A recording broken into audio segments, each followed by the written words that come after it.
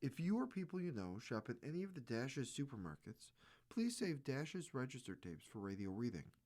Our agency receives $2 for every $100 in Dash's. The following program is intended for listeners who are blind, have low vision, or have another print disability, which makes reading, holding a book, or turning a page difficult or impossible.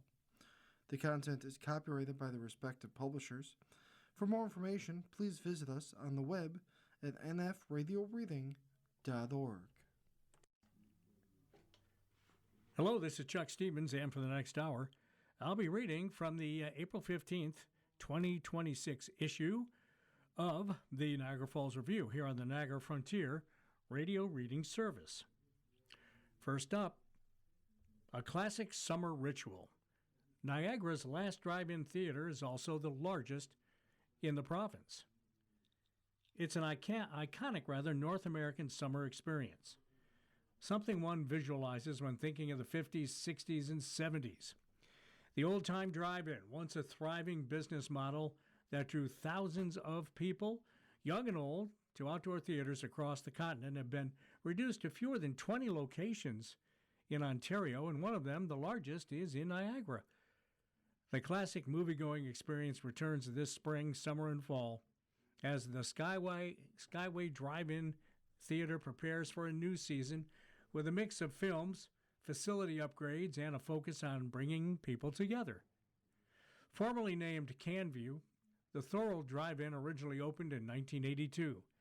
But as moviegoers drifted away from the outdoor theater experience, it ran into financial trouble and closed in 2022.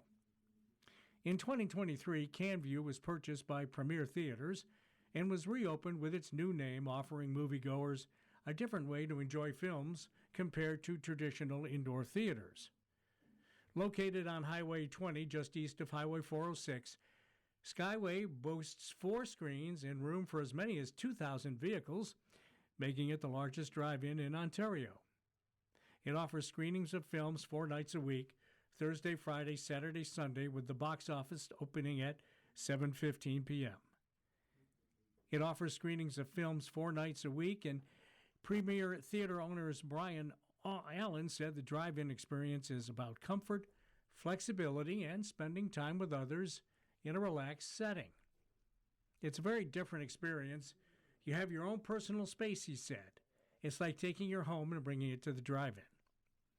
Allen said visitors can come as they are, whether with family, friends, or even pets, and enjoy movies from the comfort of their car. Pet owners are expected to keep control of their animals and clean up after them.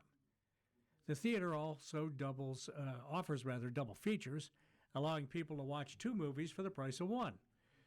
Admission $14 for adults, $5 for kids ages 6 through 12, and free for children 5 and under. So a single parent with 1 kid costs $19, and a single car with 2 adults and 2 kids costs $38. On Thursday, all 4 screens were in operation, with one playing to that family theme, showing recently released the Super Mario Galaxy movie. Other movies shown on that night included Reminders of Him, rated PG, Project Hail Mary, Crime 101, Hopper, Goat, the Drama, and Ready or Not 2, Here I Come. Food choices at the food stand include traditional drive-in movie fare, such as popcorn and candies, as well as meal combos with hamburgers and hot dogs. There are also more recent additions, such as a deep-fried pickle, pulled pork, and a lot more. Outside food is not permitted on site. Once abundant drive-in theaters have dwindled in numbers. There were once several just in Niagara, including one Allen's family owned in Fort Erie during the 70s and 80s. We had a drive-in in Fort Erie called the Mustang back in the 70s and 80s, he said in a 2023 interview with Niagara This Week. My family had an indoor theater in Port Colborne, the old Strand Theater. They built that one back in the 40s. So we have a connection to the area. We love all the towns, and we're so excited because Niagara, there's a lot of people that come into the area, so there's a lot of tourism, and there's a big growing population base. According to the website driveinmovie.com, there are now a total of only 16 drive-in theaters operating in Ontario. 6 are owned by Premier Theaters. The return of the drive-in comes at a time when many entertainment options are becoming more high-tech and individual. But Allen said there is still value in shared in-person experiences. We don't have many places anymore where people actually assemble and get together, he said. There's a real sense of camaraderie. Since taking over, the company has made several upgrades, including improvements to the concession area, the addition of a game room, and updates to the screens. Allen said more features such as live events or music could be added in the future depending on demand. Beyond the upgrades, Allen said the goal is to create an experience that feels like a break from everyday life. I think people should feel like they went for 3 or 4 hours and it felt like a vacation. Allen also points to the long history of drive-in theaters as part of their appeal, noting that they've been around for decades and continue to offer something unique. Skyway Drive-In Theater is opened for the season. For information on upcoming screenings, check the website premiertheaters.ca/skyway. Our next story: were there missed opportunities to save a life? Experts give inquest hindsight opinion at what could have prevented Winterstein's death. There were 3 missed opportunities to save Heather Winterstein's life, according to Dr. Dominic Mertz, an expert witness at a coroner's inquest into her death. But her chances of survival diminished as the infection she was suffering from went undiagnosed and untreated, said Mertz, Hamilton Health Science Medical Director for Infection Prevention and Control.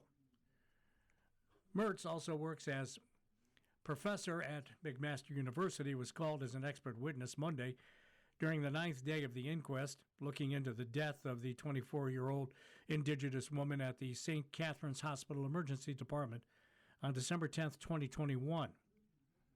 There was potential to save her at each of the interactions with the healthcare system on December 9th and December 10th, he said.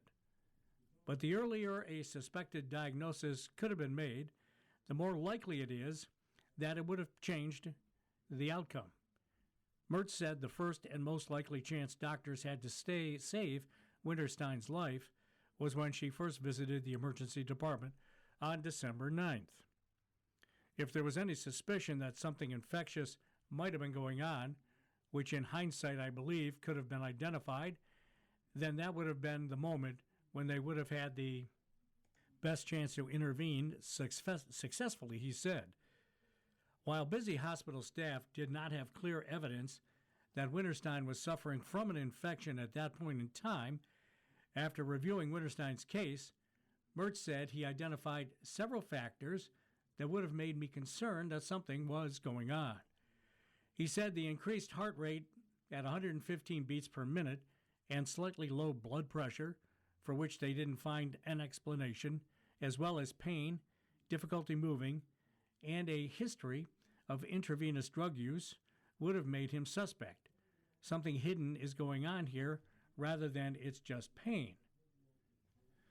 Although the criteria used to determine if a patient has sepsis were not met, Mertz said it would not have been enough to rule it out. I would have been more worried if there were more criteria met, that's for sure, but I wouldn't have treated it as if it was ruled out, he said. Mertz said if blood tests were ordered to look for infection, Winterstein would have had a reasonable chance to survive this. We would have been able to diagnose it if we had done the additional testing at that time. That's where we would have had the best window of opportunity to change the outcome, he said. Mertz said the second opportunity to save Winterstein was when she arrived at the hospital on December 10th. But even then, when her heart rate had increased to 130 beats per minute, he said Winterstein's blood pressure was normal and she didn't have a fever, meaning she still fell short of the criteria indicating she may have had sepsis. The third opportunity to prevent Winterstein's death was after she collapsed in the waiting room at 2:45 p.m. that afternoon, although by that time he said it was less likely that they could actually turn things around. But the time a patient has collapsed due to septic shock and has multiple organ failures, your window of opportunity has almost closed. I cannot say for sure that immediate intervention at that time would have changed the trajectory, he said. As it was, however, he said there were a 2-hour and 45-minute period of time between collapse until the antibiotics were dispensed. At that point of time, there theoretically may have still been a window of opportunity, but the chances of changing things at that point of time were very close to nothing, based on the severity of the septic shock she was experiencing, he said. Whenever you can identify infection earlier, that's when you have the opportunity to save people's lives. But at that stage, it becomes unlikely that you can change the trajectory. Mertz said recently updated sepsis screening criteria at Niagara Health hospitals that now include intravenous drug use as a risk factor might also have prevented Winterstein's death. Although the updated criteria, implemented after Winterstein's death, means more people will be needlessly subjected to testing for signs of sepsis, he said it will help identify infections earlier. So yes, I would endorse it from that perspective.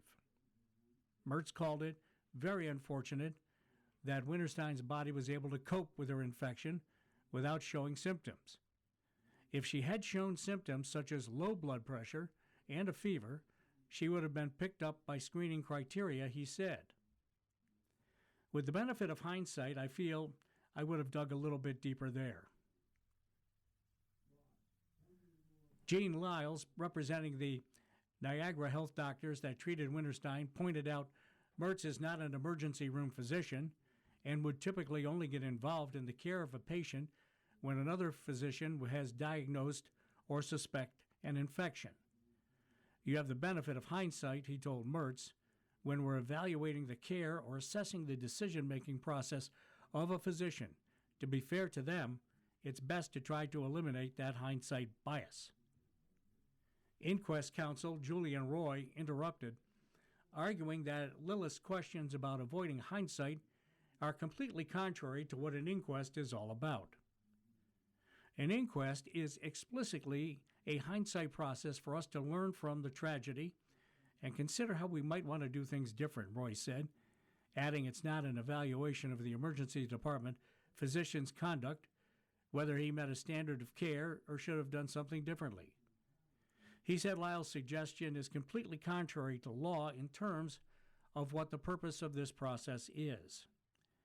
The inquest started March 31st and is expected to hear from approximately 22 witnesses. Its purpose is to investigate the circumstances of Winterstein's death, enhance public safety, and prevent future deaths in similar circumstances.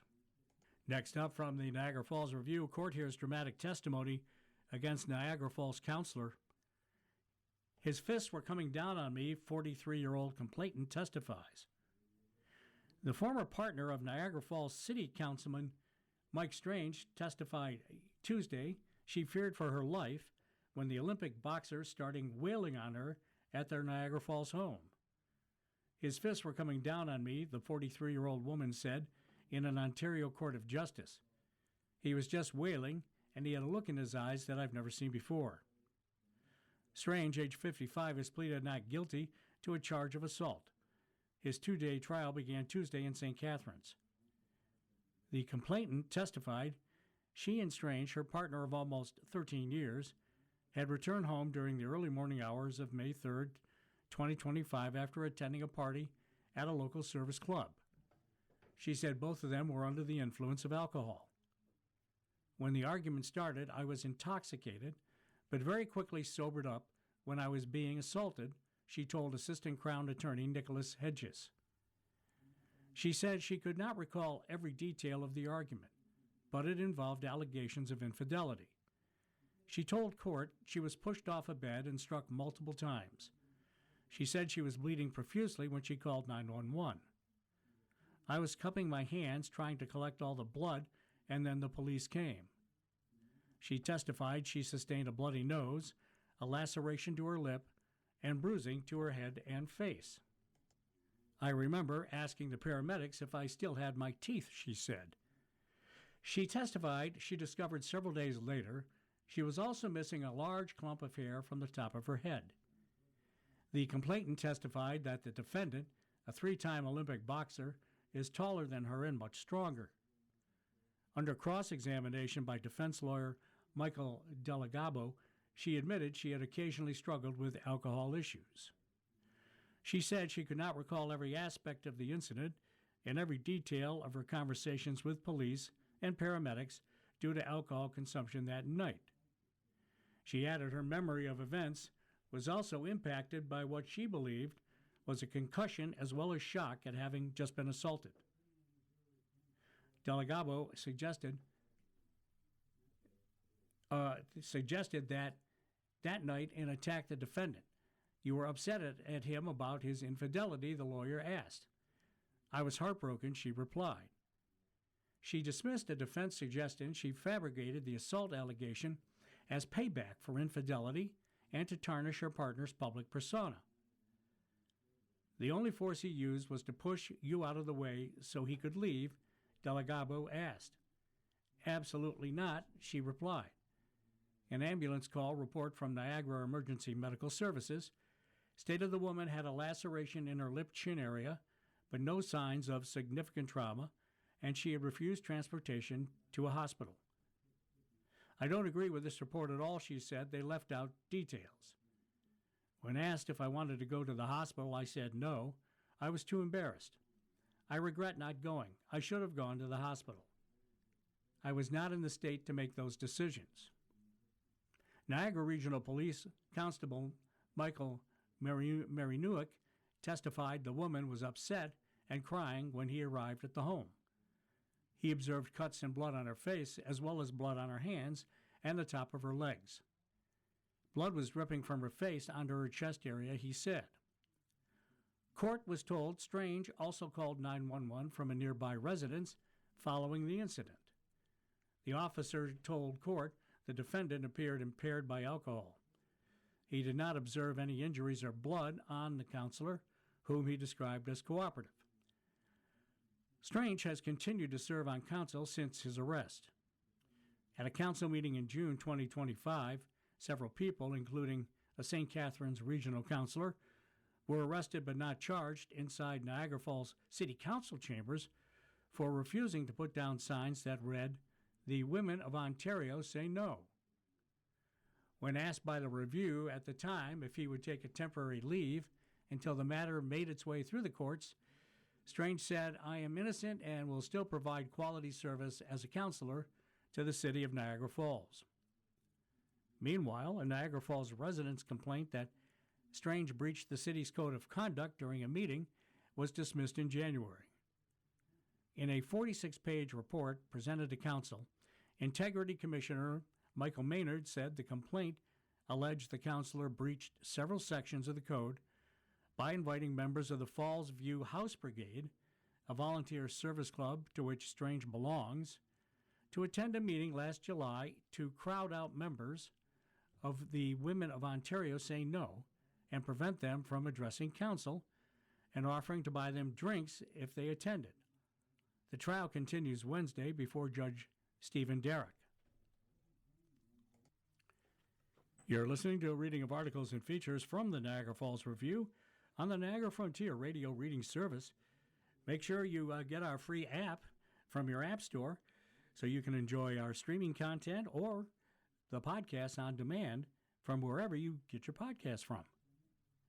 Brock University discontinuing historic Guernsey scholarship. That's our next story. The award has helped undergraduate students from Guernsey-born Major General Sir Isaac Brock's homeland. For more than 2 decades, Brock University has honored the legacy of its namesake, Guernsey-born Sir Isaac Brock.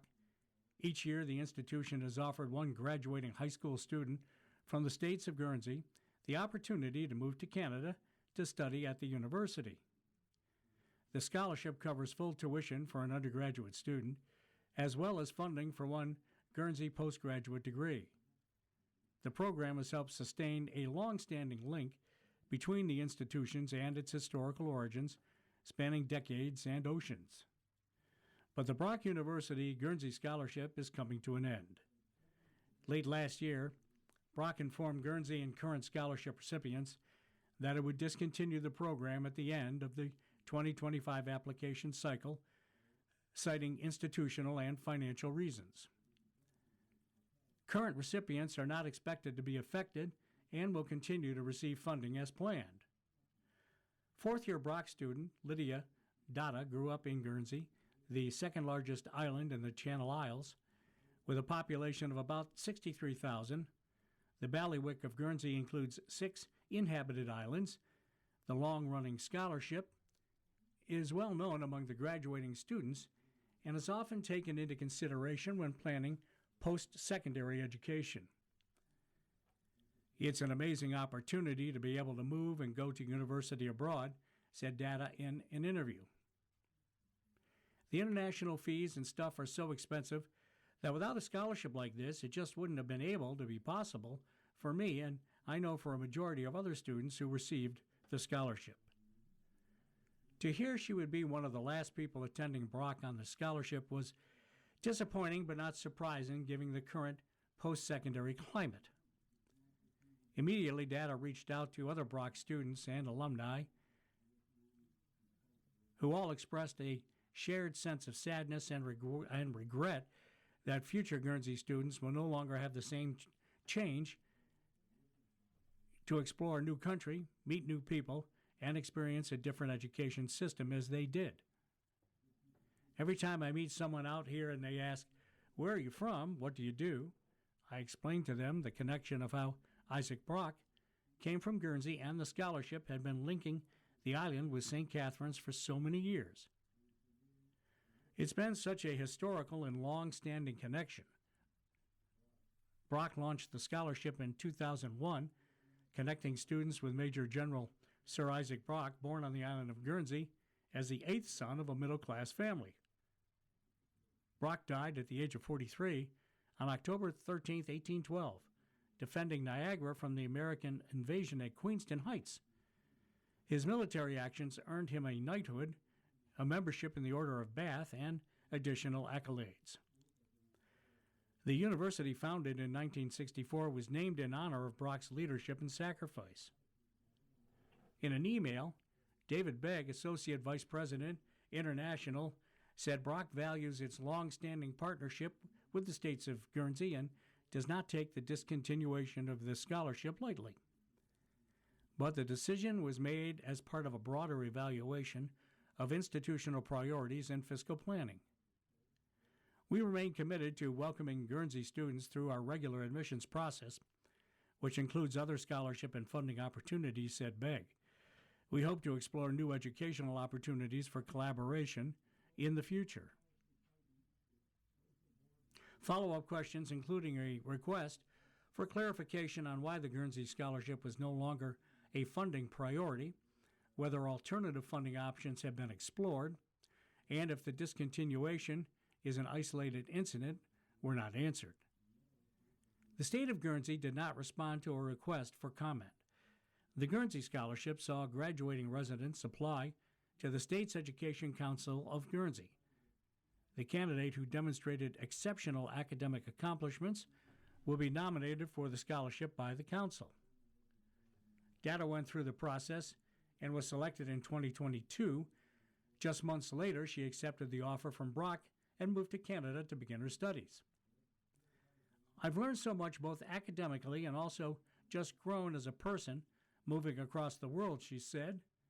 Even now, only a couple years later, I'm looking back and that was actually a big thing to do, and without the scholarship, it just wouldn't have been possible.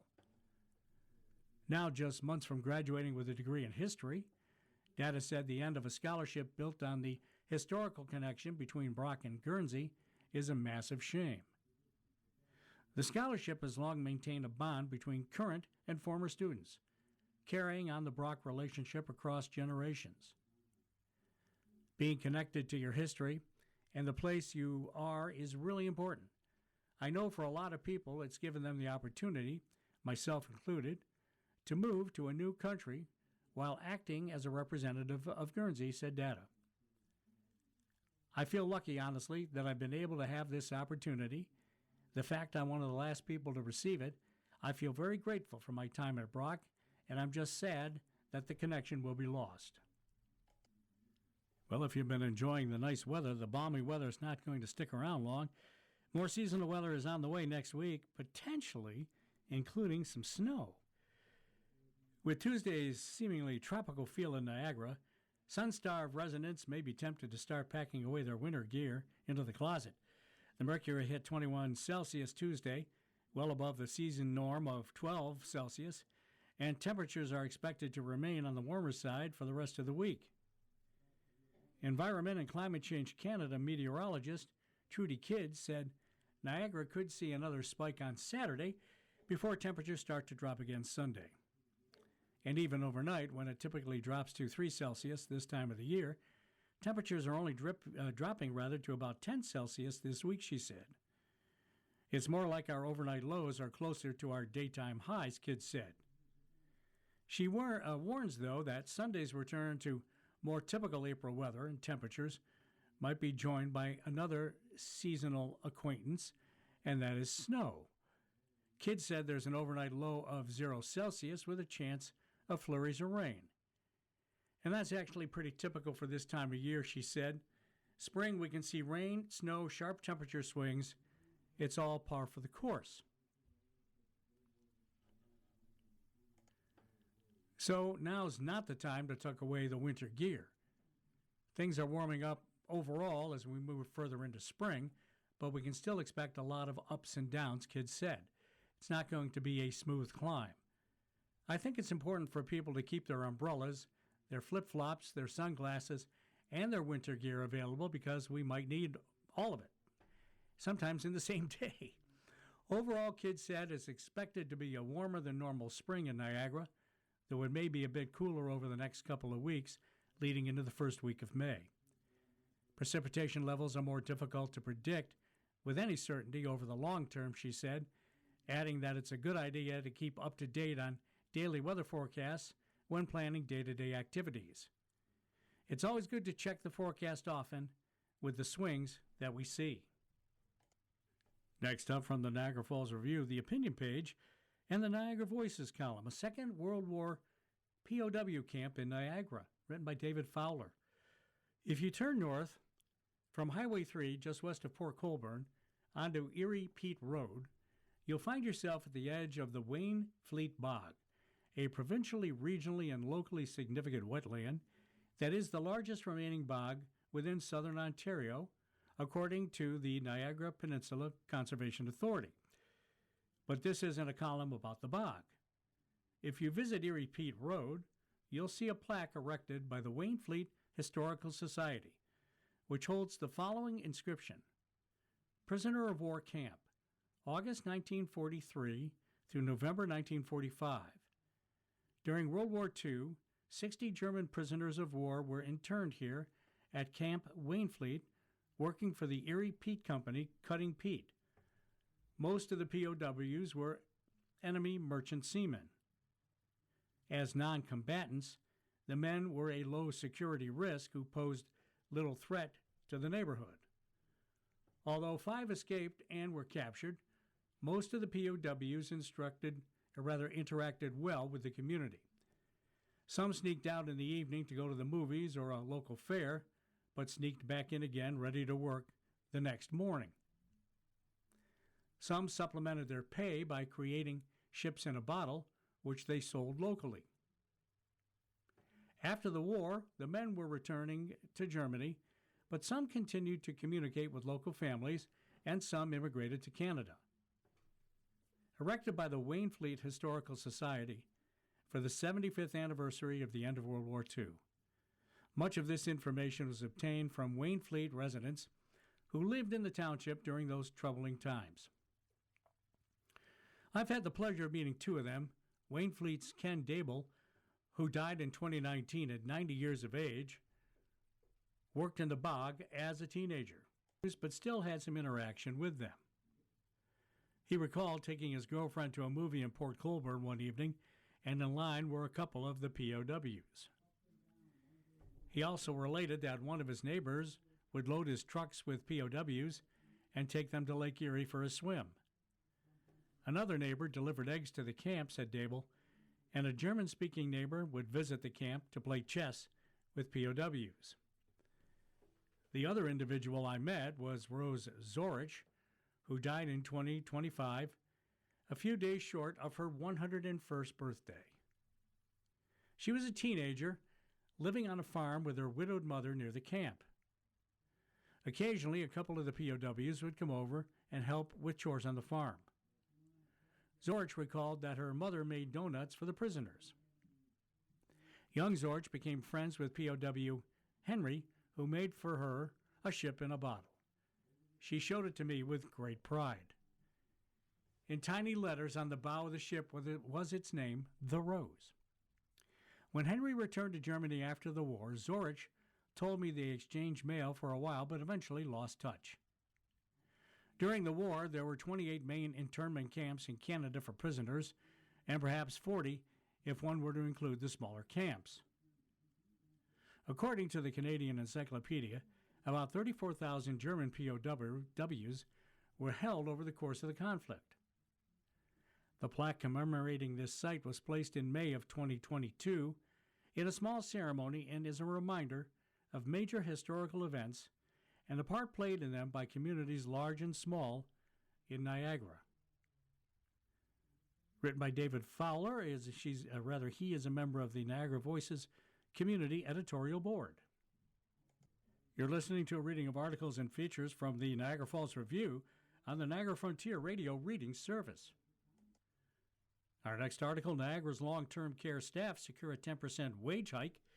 The 3-year deal with Region ratified Friday covers about 950 workers across 7 homes.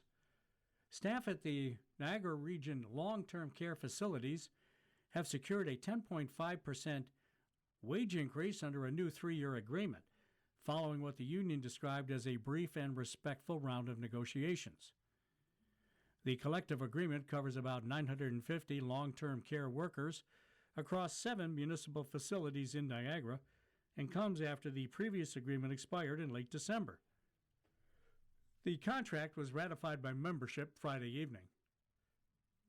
Canadian Union of Public Employees, CUPE, Local 1263, President Kathy Pisson, said the deal was reached after a short bargaining process with the Niagara region and includes significant improvements to benefits, vacation allotments, and pay. Members are extremely happy with the outcome, and we're really hoping that this will set a trend for other long-term care across Niagara and Ontario, that they would be just as successful in getting these increases as well, said Pessin in an interview. Our members pride themselves on their quality of the care they give to our residents, and that's very important. That's our livelihood, and they're very proud of what they do.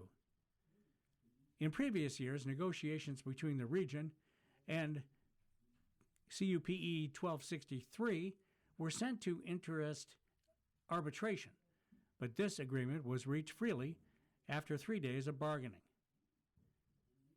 Pison said ahead of bargaining, CUPE surveyed its membership to determine priorities for the new contract, with wages identified as the top concern. We held fast to what we wanted and were successful, she said.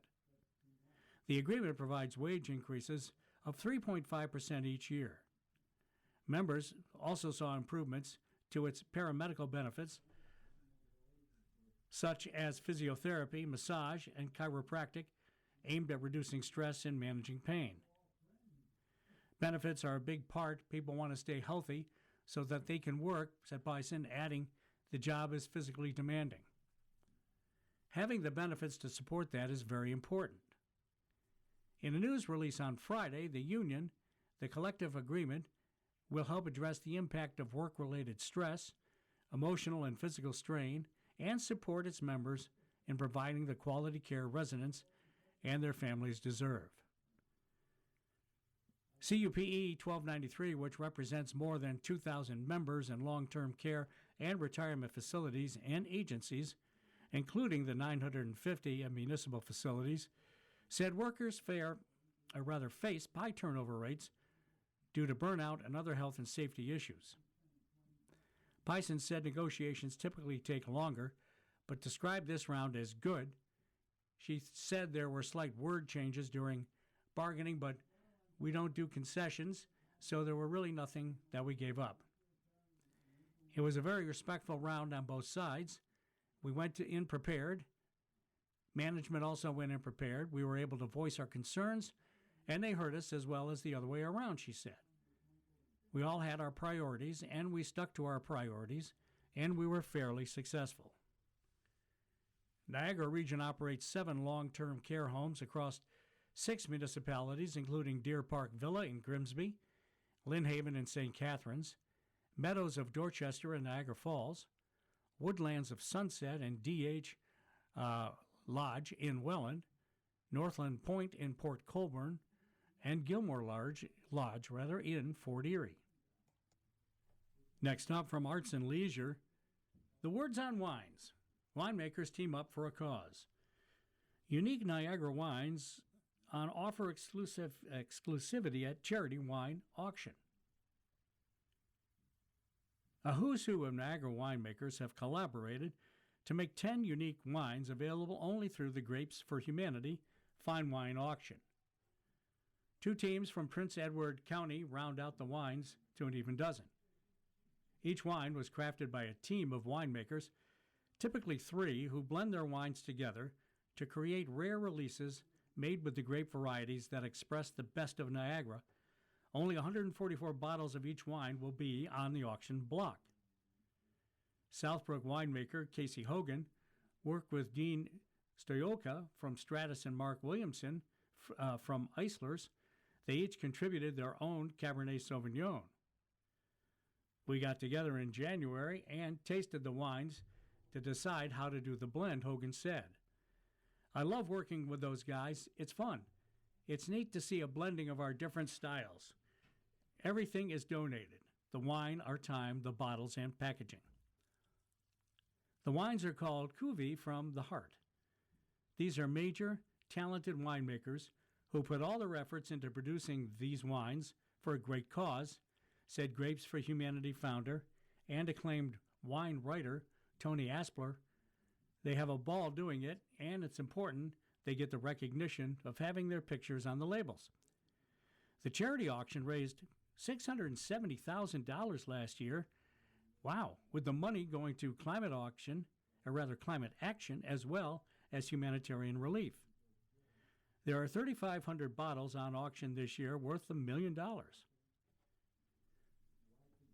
Cuvée from the Heart wines are auctioned by the case. There are mixed cases with one of each wine, as well as cases of single varieties to bid on. Because it's a charity auction, there are no extra fees or taxes, so bidders pay exactly what they bid. The expected price range for the cases is $400 to $600 or $33 to $50 per bottle. The wines are all either 2024 or 2025 seasons, both of which were outstanding vintages. The auction goes from Thursday to April 22nd. Tasting notes and a sparkling Riesling in 2025. This is a refreshing sparkler with fine bubbles and bright aromas of grapefruit zest and honeysuckle petals. On the palate, a fine mousse with good acidity, richly extracted flavors of lemon, pear, and honeysuckle with a hint of honey, finely balanced with good length.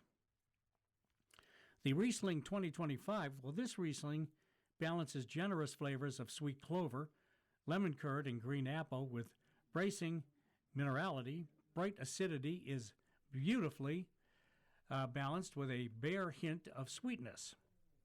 The finish of candied lemon peel and pear lingers on the palate to extend enjoyment. Chardonnay Niagara Escarpment 2025, a toasty butterscotch and yellow apple fragrance waft from the glass. Well-integrated oak lends layers of lees and vanilla with an elegant, rich mouthfeel. The wine is dry and medium-bodied, delivering lemon, white plum, and delicious apple on the palate. Exceptionally well-balanced with a lovely long finish. Chardonnay PEC 2024, cedar chest and brioche on the nose, whetstone and minerality rub elbows with bright apple, pear, and lemon zest.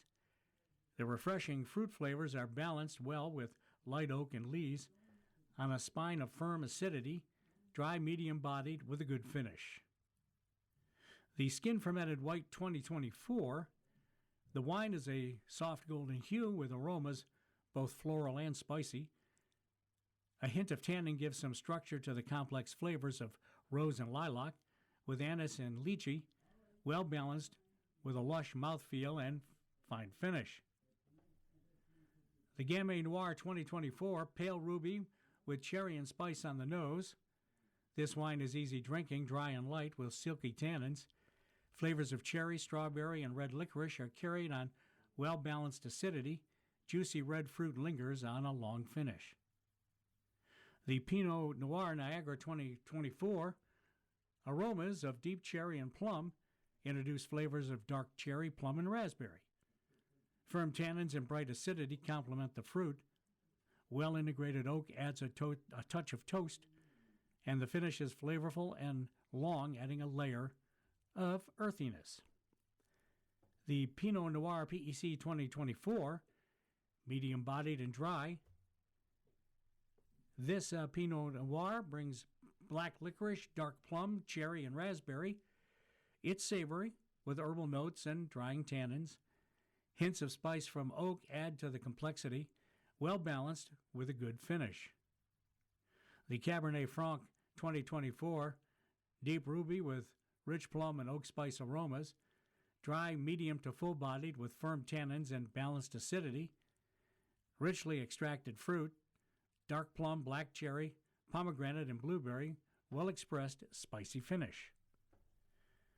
The Cabernet Sauvignon 2024, complex fragrances of cedar spice, vanilla, and baked plum, dry, full-bodied with firm tannins and balanced acidity, intense black fruit on the palate, dark plum, black cherry, and blackberry, well-integrated oak, adding vanilla and spice, beautiful finish.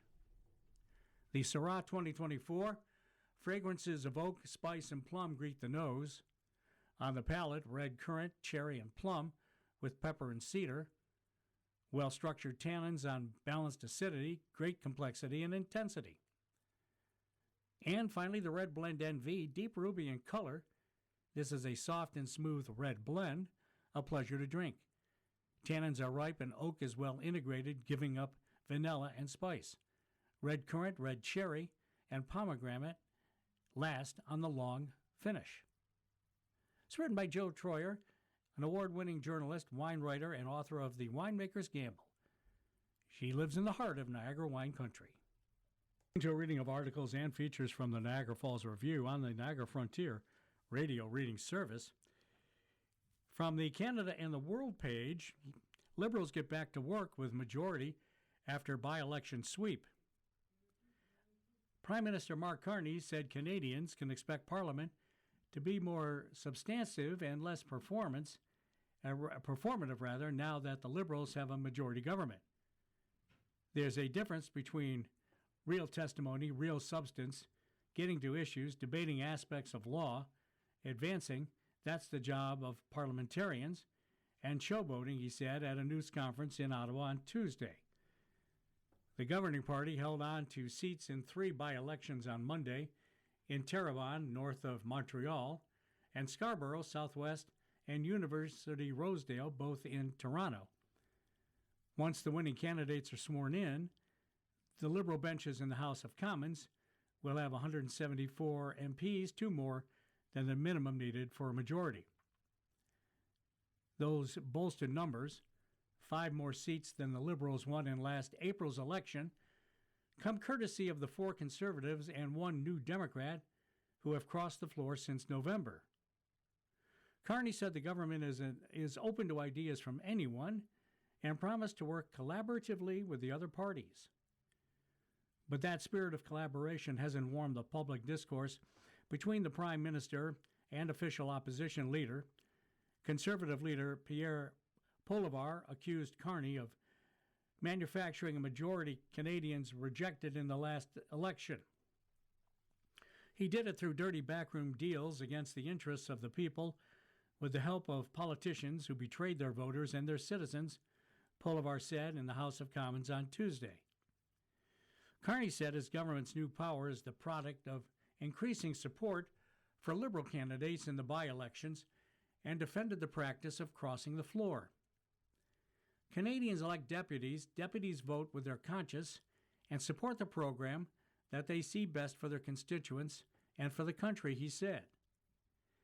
Speculation about more floor crossers is still running rampant on Parliament Hill, with a number of Conservative MPs posting on social media in recent days to assure their constituents they plan to stay with the Tories. That also led to questions about Polivar's continued leadership. Polivar addressed those questions in Parliament on Tuesday by saying he would continue to lead the fight in this House, across this country, and in the next election. Carney was asked Tuesday if he thought Polivar would stay on and declined to offer an answer, saying he respects the Tory leader. A reporter then pointed out that Polivar recently said in an interview with that Carney, who has a PhD in economics from Oxford University, is very badly educated on economics. Did he? Carney asked, laughing. Wow, can I take back my previous answer? It will take a few weeks for Monday's by-election results to be certified and the newly elected MPs to be sworn into office. Once that happens, the Liberals will have far greater control over the House of Commons. Also, Finance Minister on Tuesday, Francois Philippe Champagne, said the federal government will table its spring economic update on April 28th. It's expected to show how Canada's fiscal position has evolved since the 2025 budget was tabled last fall, and how global shocks like the war in Iran are affecting the federal government's forecasts. In November, the Liberals projected the federal deficit would rise to $78.3 billion in the latest fiscal year, with smaller deficits to follow through 2030. Carney has pledged to trim day-to-day government expenses and ramp up spending on defense, infrastructure, and home building as part of a broader move to reduce reliance on the United States. Carney also said he is not considering calling an election at this time. The next federal election must be called by the spring of 2029. Our next article, the fuel tax suspended until Labor Day. In Ottawa, the federal Liberals say suspending some taxes on fuel is a responsible way to tame prices at the pumps, while the Conservatives accuse the government of taking half measures as the Iran war sends energy costs surging. Prime Minister Mark Carney announced Tuesday that his government will pause collection of the fuel excise tax on gasoline and diesel until Labor Day. Carney said the tax breaks will start on April 20th and is expected to save Canadians 10 cents per liter on regular gas, 4 cents on a liter of diesel. Speaking to reporters on Parliament Hill, Carney said suspending the excise tax is a responsible temporary measure that offers real relief to Canadian families. Gas prices have surged in Canada and worldwide in recent months as the conflict in the Middle East has constrained global oil shipments. While average gasoline prices are down roughly 10 cents from the national peak of a week ago, CAA's gas price tracker shows an average cost of $1.73 per liter at pumps across the country on Tuesday, more than 40 cents higher than a year ago. Patrick DeHaan, head of petroleum analysis at Gas Buddy, said tax holidays on fuel are becoming more common among U.S. states. As a motorist, I certainly wouldn't really complain about $4 to $8 a tank drop in gas prices. 10 cents a liter is not nothing, he said. But he also warned that the situation in the Middle East is volatile and that developments in the Strait of Hormuz lead to fuel prices ramping up into the weekend. Canadians might not see the full discount at the pumps on Monday morning. DeHaan added that lowering the sticker price on gas also stimulates demand, which would exacerbate market imbalances and push prices higher. Oil, gasoline, and diesel prices don't just move because of one factor at a time, he said. Consumers may not necessarily see visibly a 10-cent drop if oil markets are actively climbing. Carney's announcement stopped short of the Conservatives' party call for the excise tax and GST on taxes and diesel to be waived for the rest of the year, and for a permanent end to the Clean Fuel Standard and industrial carbon tax. Conservative leader Pierre Poilievre argued in the House of Commons Tuesday that the Liberals would not have taken any action if they had not been pushed by the official opposition. But he accused the federal government of going halfway and for only half the time. Poilievre said his proposal would cut the cost of a liter of gasoline by 25 cents. Carney told reporters that waiving the excise tax for a little over 4 months will cost the federal government roughly $2.4 billion, while the Conservatives put the price tag for their proposal at around $5 billion. The Liberals are largely paying for the excise tax cut by recycling the revenues from the boost Canada's economy typically receives from higher gas prices, Carney said.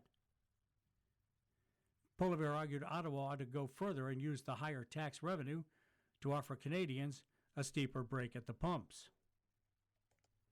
Swinging over to the sports page, in the National Hockey League, the Sabres are looking for a long playoff run after taking the Atlantic. First, the Buffalo Sabres stopped their long playoff drought. Then Alex Tuck and company won the Atlantic Division. Well, they have no intention of stopping now. Buffalo is aiming high after a 5-1 victory at Chicago Monday night, securing the franchise's first division title since the 2009-2010 season and 7th overall. The Sabres became the 5th team in NHL history to clinch a division crown after overcoming a standings deficit of 8 or more points.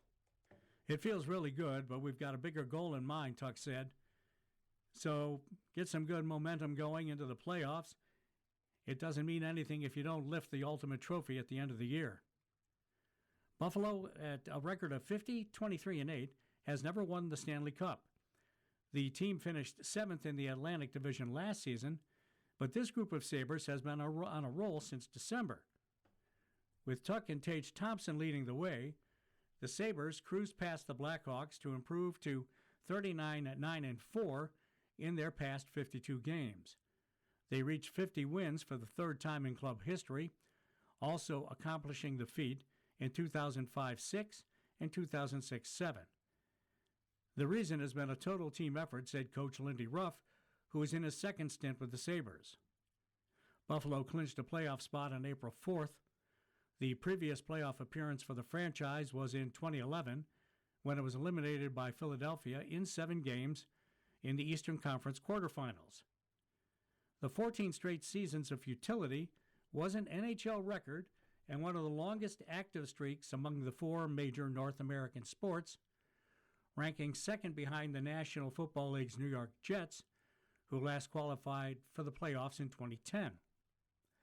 Unbelievable job by our group, Thompson said, from December on, getting us to the place we're at right now. Home ice is a huge advantage in the playoffs, and being able to give these fans that is something pretty special to me and all the rest of the guys in here because of what they've been through. Thompson scored twice in the victory over Chicago, and Tuck had a goal and an assist. The 28-year-old Thompson, who helped the U.S. win the gold medal at the Olympics, reached 40 goals for the second straight season and third overall. It definitely means a lot, Thompson said. You set goals for yourself, you set goals for your team, and certainly you do as individuals as well. That's always a place that I want to try to get to and feel I'm capable of it. When you get close or you get it once or twice, you just want to keep pushing the envelope and see how much more you can get. Thompson leads Buffalo with 40 goals and 81 points, but he's received plenty of help. Tuck has 32 goals and 33 assists, and Captain Rasmus Dahlin has a team-high 55 assists. Sabres goaltender Ukko Pekkalin Lukamoden, or easier to say UPL, is 22-9-3 with a 2.52 against goals average after making 15 stops against the Blackhawks. The Sabres were in the mix for the top spot in the Eastern Conference before Carolina secured the position by earning a point in a shootout loss at Philadelphia. The Sabres host Dallas Wednesday night in their regular season finale. After that, the first round of the playoffs against Boston. It's kind of hard to celebrate now knowing we have unbelievable challenges in front of us here, Darlene said. Now we're just going to switch focus to the playoffs. We have to get ready, and that's for sure. From the financial page from the Niagara Falls Review, Don't Let Financial Uncertainty Keep You Awake at Night, written by Kevin Ridgway, an opinion piece. There's been a lot of noise in the news lately around Iran, oil prices, and what it all means for the markets. The situation in the Middle East has pushed oil prices higher, largely because of concerns around the Strait of Hormuz, a key route for global energy supply. When that flow is disrupted, even temporarily, markets react quickly. From an investment perspective, this is not unusual. In a typical year, it's normal to see multiple dips, a few 5 and even 10% corrections from market highs, and occasionally something larger. It doesn't feel normal when it's happening, but historically it is. It's not a sign that something is broken. Where this becomes more real is for people who are close to retirement. I was recently working with someone here in Niagara who's about 5 years away from retiring. They've built up a solid RRSP over time, done all the right things, and are now starting to think seriously about how that money will turn into income. When markets start moving around like this, the question comes up quickly: what happens if this continues right when I retire? This is where financial planning can make a real difference. A good retirement plan should already account for less than ideal market conditions. It should model different scenarios, including periods where markets decline early in retirement, lower return environments, or higher inflation. In other words, this isn't something that should catch you off guard. Another common reaction during periods like this is to look for safety. Many Canadians will shift toward GICs or savings accounts when uncertainty ramps up. That feels like the safe decision. The challenge is what that does over time. Your investment plan is designed to keep up with inflation and improve your purchasing power. When money sits in cash or GICs for extended periods, it often loses its ability to grow beyond the cost of living. As gas prices, groceries, and borrowing costs increase, your investments need the opportunity to keep up with those increases. To achieve that, some level of short-term volatility is required. The idea is to avoid short-term decisions that could alter your long-term plans. In some cases, investors are sold on unlimited upside without fully understanding the risks. We're seeing examples of this today in areas like private credit, where some investors are finding their money locked in without access when they need it.